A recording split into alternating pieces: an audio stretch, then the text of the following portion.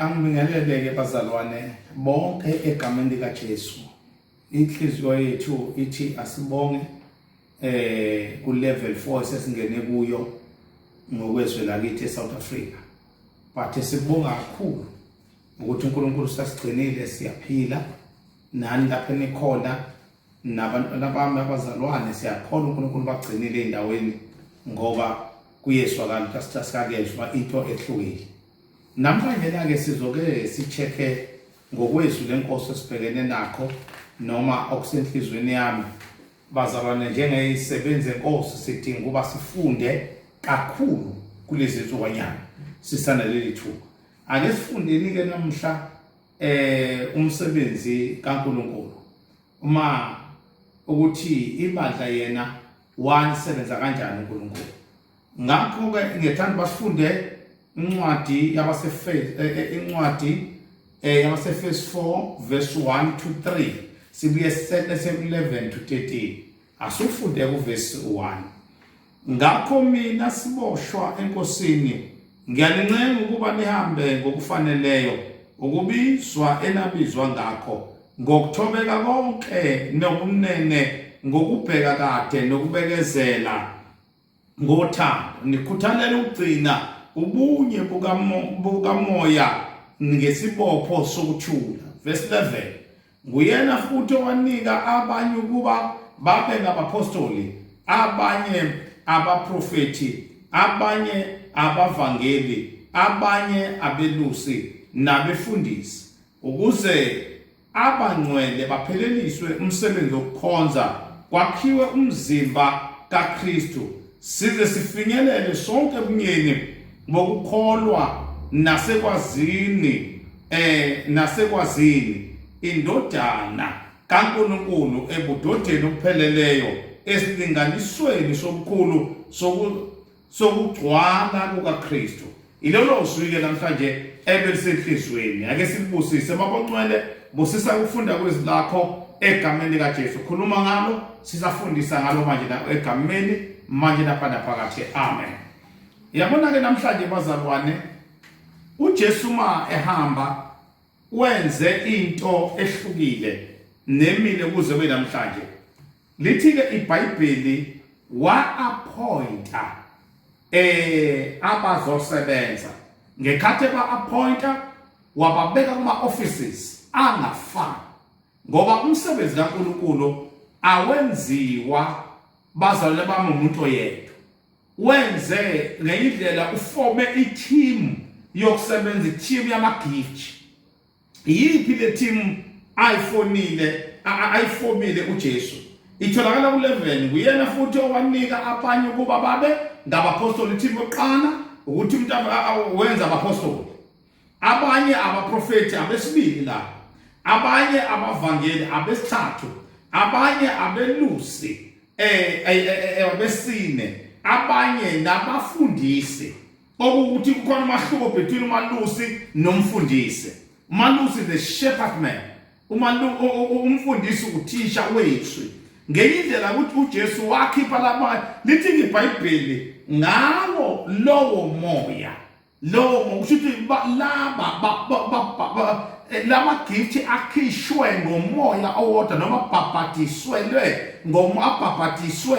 kuma gift abo ngomoya owodwa. Okukuthi ke lokho kuchaza ukuthini bazalwane? Kuchaza ukuthi yebo noma bekhona abapostoli ngokubahlonipha njengabantu the establisher of the work of God, noma mhlawumbe ibona abanje ama-architect uqondisa umsebenzi kaNkulunkulu. Bese kuzothi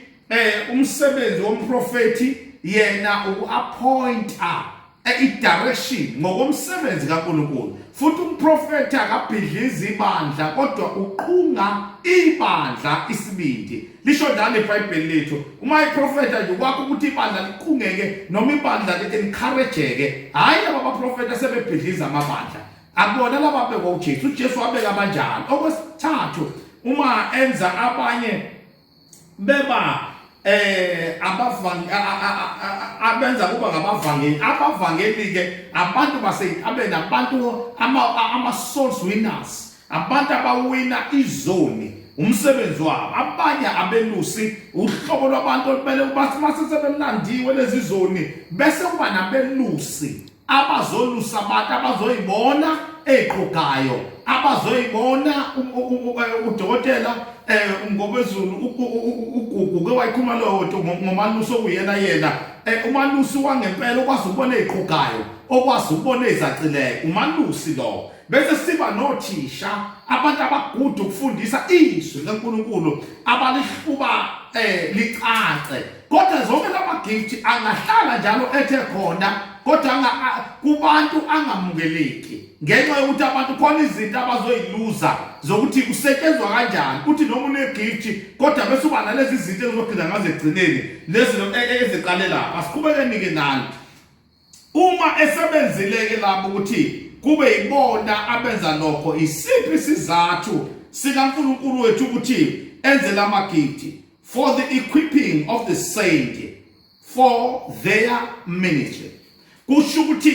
ukuthi isizathu sale fivefold ministry ukuthi icija abantu noma yenza abantu bakwazi ukwenza umsebenzi ngokwama gift abo. And umuntu okune fivefold ministry isho ukuthi okokuqala isikhomba ukuthi wena you are matured. Usuku maturity stage, usuyakwazi ukubona nokwakha abanye abantu. Ngoba kuhlungu ufiyelela kulezi umuntu kule gift kodwa abengakakwazi uku-equipa abanye bakwazi ukusebenza. Isizathu sikaJesu leso to equip and also to instruct abantu. Masikhuluma nge-instruct ila ukhorotha khona abantu ubatshela ngento zakhona. Okunye okubalulekile is to hand out the tools yokuthi bakwazi ukusebenza ngoba akakwazi umuntu ukusebenza without tools. Ithi question athemwa cha awayi ko cash builder, awayi ko build it, awayi la kuthemwa khona sishaba tools kaMoya Ingcwele abazowathola ezifundisweni zendoda noma zomntwana kaNkulunkulu okule fivefold ministry. Uma ulida abantu yazi ukuthi abantu bafanele bathola amathuza abazokwathola eceleni bawathola kuwena as a leader. Ayikho into ebuhlungu ukuthi uyi-leader kuthi abantu baze bethi uma beyofuna izinto ezobakhulisa enkosini baphumele ngaphandle ngoba wena ukhona, kodwa you are not equipping them very well bakwazi ukuba balungele ukwenza umsebenzi kaNkulunkulu. Ilokho ke bazalwane bami uJesu awakwenza ngokuthi kube khona abapostoli. Ngikhuluma nama-leaders la. Okunye ke nina abazalwane, uma abazalwane ke benicija ama-leaders bazalwane yibana lezi zinto listening spirit and obedient. Ngoba umuntu ongenawo umoya wokulalela akafundiseki, othefundiswa ebasi kakhulu. Akubalulekile ukuthi uyazi ukuthi ilanga ngikhumbule enye indoda uNkulunkulu wangisiza yangahlala kakhulu ebadleni. Yayithi uMathe ngiqeda ukufundisa ngizwe ukuthi yazi baba ikhathi ukhuluma phambili nami umoya ingcwele ubevula ngabe ngabona lo muntu ayikho into ayilalelayo. Uthi ukhuluma ebebhula la kumoya ingcwele ngaso sikhathi kuthi akanayo listening spirit kanti kufika umoya ingcwele embule emva kokuba usufundile wayithatha lento wayitshisa ebese umoya ingcwele ke ese-eda. Hayi ukuthi ofundisayo wena umuntu efundisa nawe phansi ubuyifundisa ubuthatha abanye abantu ufundise emoyeni. Nanso into ehluphayo nina abazalwane yiba listening spirit. Ngenkathi ufundiswa be obedient in the teaching. Lithi iBhayibheli ofundiswayo ke yena uhlanganyela nofundisayo. Kuyasiza ke amakholwa njengalawo. Asiqhubekele phambili bazalwane bami. Okunye ke okubalulekile nina ke zisebenze enkosi. Kwenzekani esisebenze enkosi na? Uma iyaba equipa kahle abantu, yaba instructor kahle abantu, ya hand over amathuluzi ukuthi umuntu usebenza kanjani emsebenzini. Ngithanda ukuthi ngiqale ke nama khona uphakama bazengizwe kahle njengobishop. uma akhona okwami ukuthi ngigijime ngebandleni kaMamhlangulele ngidlule yena la ihlala khona ngithola ngizegijima phakathi kwebandla kodwa okwami ukuthi akhona umuntu okwami ugijima ngebandleni kaDlamini ngebandleni kaMahlanti ngebandleni ngibadlule ngebalungene abo no akhona okwami njengompostoli kinina abazalwane bami okwami ukuthi ngithi set man to the set man umpostoli usebenza nomfundisi noma neleader yalowo mhlambi ewulithile akeqi ileader usebenza nawo njengompostoli njengoba ngisebenza nami nofakazi ngisebenza ngalolo hlobo that is the pattern yompostoli umpostoli usebenza kanjalo number 2 umpostoli akuyena umuntu othatha izinto ngale kumalunga ebandla ebese zosola belusi cha noma ngabe kuthi umuntu unjani kodwa wena funda umpostoli noma kunawo mabreto nawo musukudila nama members awudile nomuntu osukumbekile sithi ke ngokwe ministry sithi set man to the set man as a set man njengompostoli mina ngidila ne set man eluse umsebenzi lo wena ke kuwena ukuqala ke ukuthi as a statement yalo msebenzi nawe ke funda ke basale bami ngicela ningilalele kahle bazalwane funda ke ukuthi njengoba mina ngisebenza nani ninama gift wena ke bandleni ku local church yiba nama department ahlukeneyo women department youth department and abamaningi ama-department uma sesizekhathi sesewatho uma uke wamkhetha umuntu walida i-department ngicela ungameqi sebenza nalowo muntu osuke uthe kule department ngifisa kube wena yebo ungasiza la ubona kontiniyaleka ngoba phela wena wenzani wena umnikeza amathuluzi usiyamtshela ukuthi ke ngiyabona ke lokhu okwenzayo ngicela ukusho ukuthi sebenza nomuntu omenze waba yi-head ye-department umenze abe engage emsebenzini webandla ngalokho ke uJesu injongo yakhe enkulu imhlaba wawumkhulu elandelwe isixuku kodwa lithi iBhayibheli Jesus spent time with only 12 apostles abantu bengaka wafuna ukuthi ubuyena ubunkulunkulu bakhe ubuJesu bakhe umsebenzi uNkulunkulu akubeke awuthululele kulo 12 wagijimisa umhlaba wonke nawe ke khetha lama department uma ngabe sizoba ngama leaders i-successful leader bazali bami akungeke ube successful ngoba unama members amaningi but a good leader enama leaders ewakhiphile noma abantwana umsebenzi kodwa phelathi umsebenzi uyakhula ukhuliswa ngabantu abakhishwe wena njengenceke kaNkulunkulu ngiyafuna leyo mazwi ukuthi siwakhulume phela ibandla labapostoli lithiwa kuma home cell abo babe 1000 home cells ama members ewo 15000 ngoba kwafike kube yilowo muntu kube leyo ngotiyana kube nabantu abangamayethe kwase uzotophawu bese bebuya ke bezohlola abapostoli ukuthi kulaba bantu kuma home cell endlini kaSipanibani kuqhubekani balandele lezo zinto njalo kuze kube umsebenzi kaNkulunkulu ileyo nto okumele ifundwe ngabazalwane lithi iBhayibheli wabenza abanye kanje ake ngisho kubazalwane inzima kakhulu lento umsebenzi wami njengomalusi webandla njengomvangeli njengompostoli njengomprofeti njengobani u5 ministry umsebenzi wami ukuthi ke njengabapostoli bese ubuyele emuva uyochecka kulo muntu omshile ukuthi i-department isebenza ngendlela right noma mhlawumbe ke njengami ngiyochecka uma ngithola ukuthi umama uSipanibani usebenza kahle ngithola umfundisi uSipanibani usebenza kahle ngithola ukuthi ubaba uSipanibani usebenza kahle ngiyacela abantu iBhayibheli oPaul babebuyele emuva ngazuthi bayochelela lokho abakutshalile ukuze kukhule wena ke you must appreciate ezinto elekha ebandleni asikwazi nami ngiyayibala ukuba sibonga ukusebenza kwabantu ake uthi uma umbona umuntu usebenza kahle ukuze umencourage uma siyambonga njengoba nami kuloko kanti ngiyenze uma ngifikile ebandleni uma ngabe ngikhona ebandleni bangibona umsebenzi waba kahle abanye bawofakazi ngifike ngibe ngi-appreciate incebo emiswe lapho uNkulunkulu ukuze iqhubeke isebenze umsebenzi kaNkulunkulu kusasemini funda asifunde lento yoku-appreciate bese uthi osibili uma bebona bengacele bebona ungathi kunokhulanyana babe lusiphulo kusho ukuthini ukususa ama-weights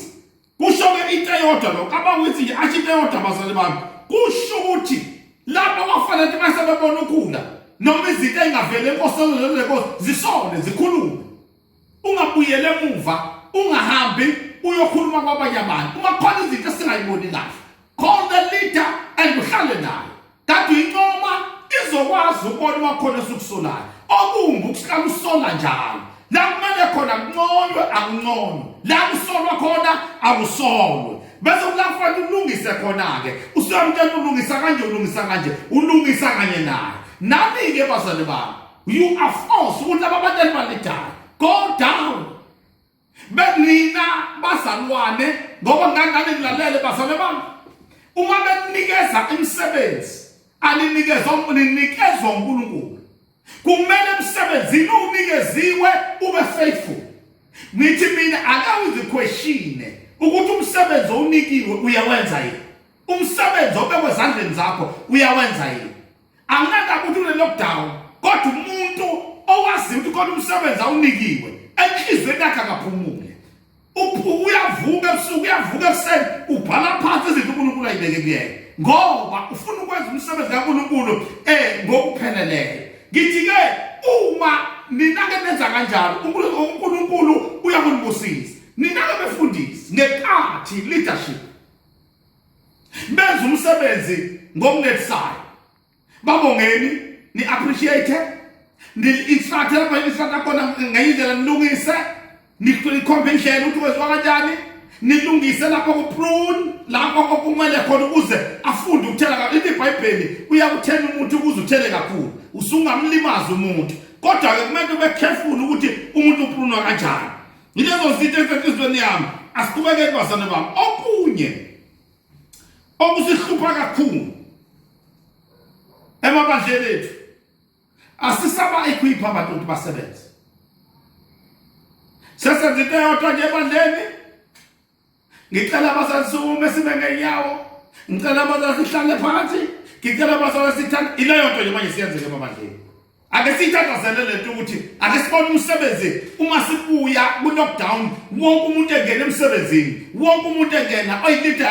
yama-homesele ngicela njengoba uhlezi mfonele ubafake ukuthi umuntu nomuntu alide endaweni yakhe one ayikho intembi njengenceku ethi ibizwe uNkulunkulu ku-5 ministry uthi uNkulunkulu ukunikeze kahle inkonzo yokuthi ube umfundisi akunikeze kahle inkonzo yokuthi ube ushepherd akunikeze kahle inkonzo yokuba umvangeli akunikeze kahle inkonzo yokuba umprofethi akunikeze kahle inkonzo yokuthi ube umpostoli uyasuka uqalaza abanye abantu ukuthi benzayo bese ushiye yakhe indawo uyofuna ukufana nabanye abantu I want that spirit ngicela ukusho ukuthi lokhu uNkulunkulu akubeke kuwe kuyikhona sebenza njengoba uNkulunkulu mayikwenze waba yilokho ikhona ku-5 minutes sebenza ngakho yikhona kuzokwakho umzimba kaKristu musufuna ukulingisa abanye abantu siyacela ukuthi sihlukane nabefundisi othe shumayela la utholakala usengomunye umfundisi waphesheya kwey'lwandle umfundisi wase-South Africa uzomlingise nango-eda don't do that yenza lokhu kulakubeke khona ngoba leyo position yakho i-right okunye abanye uNkulunkulu basizile nje wabapha inkonzo emnandi yokuthi umuntu abe nenkonzo yokuba uthisha afundise kamnandi kodwa ngoba uzomgobezo bekhuluma ngezwi bememeza kanje uyasuka na ulahla iposition yakho ufuna ukulingisa don't do that yenza lokho ngoba ngesikhathi ukwenza ngendlela uNkulunkulu uyaqhubeka akubusise uNkulunkulu uyaqhubeka enze izinto ongazaziyo uNkulunkulu uyakhulisa asiqhubeke kanje bazalwane bami awukwazi ke ukufundisa uma wena ungenayo lento eyokuqala kuzufundisa abantu ngicela uthathe lento le lapha na ku1 iyona nto obesishona uthathe le yanto 1 2 3 leyo nto inezinto lithi ngakho mina siboshwe enkosini ngiyancenga ukuba nihambe ngokufanele ukubizwa engabizwa ngabo nganye indlela ngithi ungalingisa abanye abantu hamba ngokubizwa wabizwa ngabo uyakwazi ukuthi uNkulunkulu wakubiza kanjani uyazazi ukuthi uyini emsebenzini wenkosi mina ngasazi kudala basathi ngiyini emsebenzini wenkosi nokuba ngihlezi uNkulunkulu ke uqala ukukhulisa awuqala ube umpostoli uyathanda uthande kuthatha iminyaka ngawuthatha 20 years kungawuthatha more than 10 years ukuze uthi come to be apostle lapho khona useqala uNkulunkulu aqala ugijime uzale lapha njengoba uzugijima uNkulunkulu bese kuchanela ke esethi ngoba uyakwazi lokho bese banezipho ayibeka bona umpostoli uba nazo more than 3 mhlawumbe abe no4 mhlawumbe abe nawo konke no5 kuyenze umpostoli abe nawo lo gift kodwa wena musukujaka umpostoli kanti sasibonisa ke gift ngisizane hamba ngobizo obizwe ngalo number 2 nazo nofanele ufunde ngokuthobeka konke nokumnene kuthi uthi ngeyindlela ukuze ukwazi ukufundisa abantu yiba nokuthobeka ube nokumnene Mungu umuntu ofuna ukufundisa abantu engathobekile thobeka ube nokumnene ngokubheka kade funda ukubekezelela abantu ngisize babekezele angisho ensimini kunayo yonke inhlobo yemistake phela ngabantu la banenqondo yabo banama decision abo ngicela ukuthi uze ungalenzi iphuthu ngcolisa unembeza wakho ungamzondi umuntu ngenxa yama decision awathathile kungenzeka namhlanje wabone right kodwa kusasa uzobona imistake awu decision uma usumzondile uyobuhlangane kanjani naye funda ke ukuthi umuntu ninibekezelelane ensimini okunye koloko kwa verse 2 ube nothando yiba notha awukwazi ukuwina abantu ungenalo uthando bathande bathanda abantu namhlanje nkala kudala ukuthi ngeke ufike abantu bayangena eminyango ubabingeleli abantu uhlangana nabo nangemoto uma ubabona ungazi ukuthi awubaboni awubehlisi ngishi iwindi ubingelele kodwa uzofika esontweni usufuna ukuyobashumayeza phambili kanti ubathanda abantu bayakwazi ukubona lo muntu uyasithanda noma akasithandi yiba nalo lothando nabantu abami lapho phansi uNkulunkulu asizile ama-ashazi bonke laba abanye ngiyamemeza abaphathi department thandani abantu ngeke nikwazi ukuwina abantu bayeka izinto nina ningabathandanga love them show them love ubakhombise ukuthi you are humble ungaphakameli abantu okwesithathu verse 3 nikhuthalele ukugcina ubunye bukamoya this is the key bukhuthaleleni ubunye bukamoya unity are very important emsebenzini kaNkulunkulu nifundise ibandla kaKristu nifunde ukuthethelelana uma wena ungathetheleli nebandla likwazi ukuthethelela iunity yakhiwa kuqala umuntu okwazi ukuthethelela abazali bakhe asithethelele awuthetheleli ngoba kumnandi uthethelela ukhali yebezi kodwa thethelela ukuze bakhe umsebenzi kaNkulunkulu nizibophe ngesibopho sokuthula manje iBhayibheli nibophe ngesibopho bind yourself with peace kanye uyibophe ngalesi sibopho sokuthi ukuthula kuyoba kuwe imihla yonke emsebenzi kaNkulunkulu kusetshenzwa kanjalo ke bantwana bakaNkulunkulu isifundo sanamhlanje kade siphethe engicela uNkulunkulu angibusisa ngigcina nilondoloze sedluliseleni ngedlulisene kwabantu kodwa kakhulu awukwazi ukuphuzisa ihashi amanzi lona uma ningawafuni I can teach kodwa ungenzeka wena isitha sikuhlasele ungathathi learn ukuthi uthande isikhathi esikhuluma ngaso sifuna ukubuyelwa kusetshenzwe ngezipho emabandleni asithandaze babongcwele sibongile egameni likaJesu nanti ibandla lakho ngiyathandaza mina mandlonke lithwale babongcwele isebenzi zakho lezithwale ibandla lonke abawalusile athwale babona amandla onke wena ungumzali wethu uyasuthisa ukulangazelela wethu babongcwele uyaqondisa babona amandla onke uyasisola ungumzali weqiniso babongcwele siyakhuleka namanje ebandleni lakho sikulikhulise babongcwele siyayikhulekela multiplication ngene babongcwele ngeinumber siyayikhulekela babongcwele ukukhula kwebandla even financially egameni lika Jesu sibambe umsebenzi yabazalwane ingalahleki ukuze umsebenzi wakho babongcwele uqhubeke egameni lika Jesu egcotshiwe namanje naphana phakathe amen.